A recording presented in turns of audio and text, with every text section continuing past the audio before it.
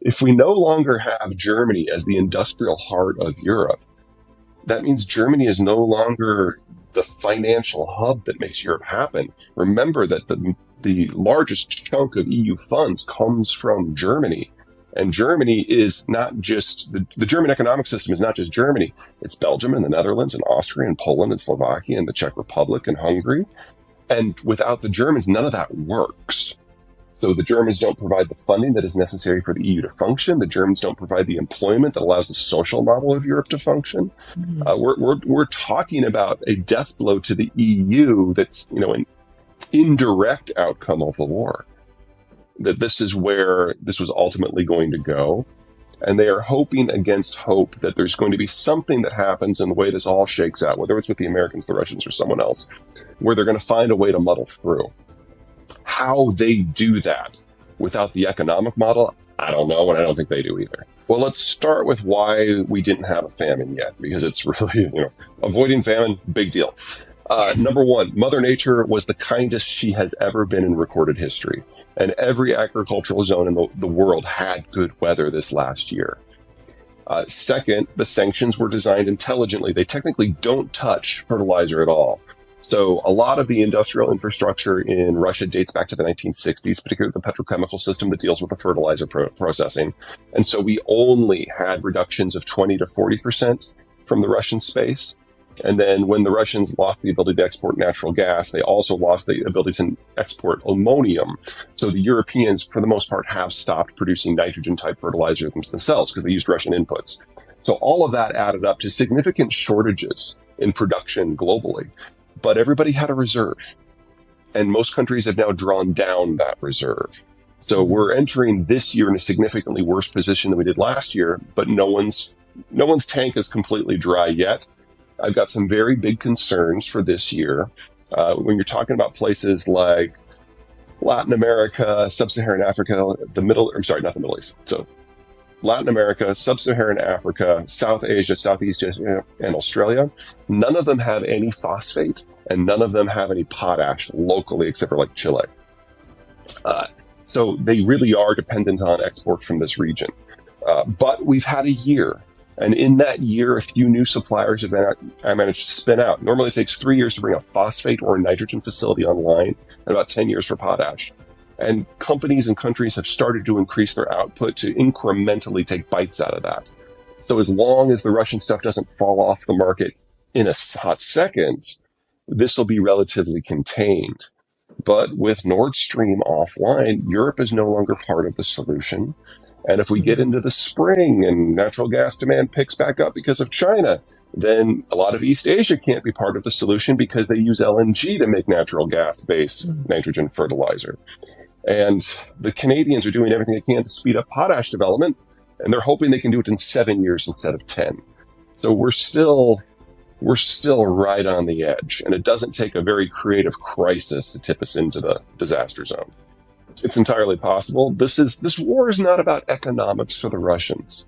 From their point of view, if they can't reestablish the forward crustal defense that the Soviet Union had, they will disappear from this earth. And they're right.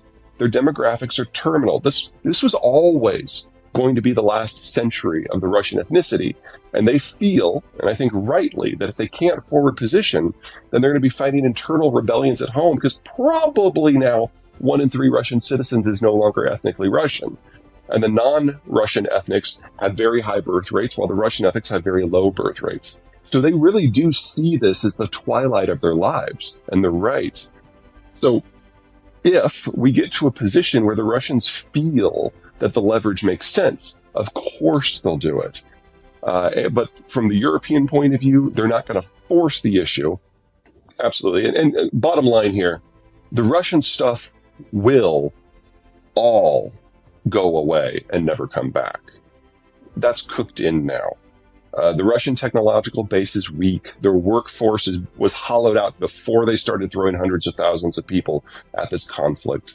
They're incapable of maintaining their own system, especially when it comes to energy and petrochemicals and mining.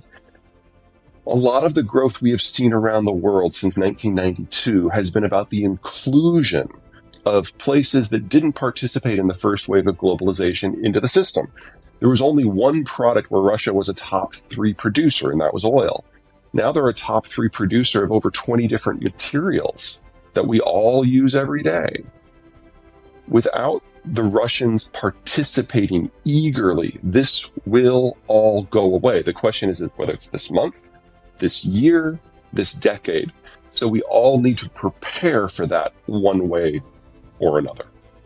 If Putin is not in power, someone very much like him will be. There was a coup in the Soviet period back in 1982.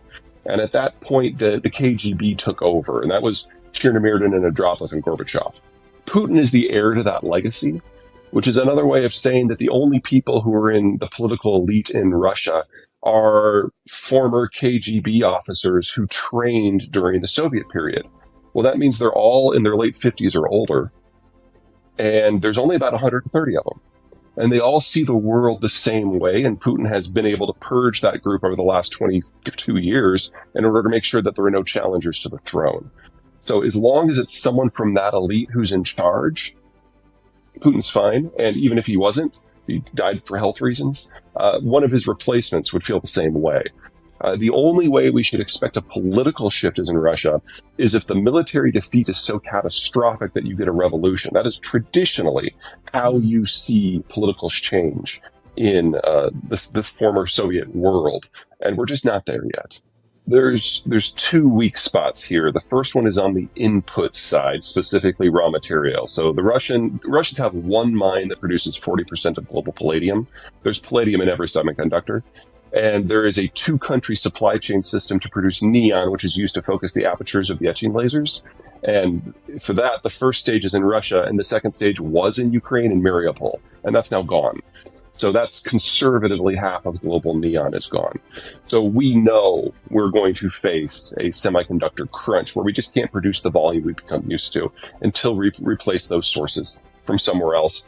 If there was cheap palladium laying around, we would have done that already. And neon, that's a 2 to 3 year period to build out the physical infrastructure to make it happen. The Koreans have started, the Chinese have started, but it's a race against time.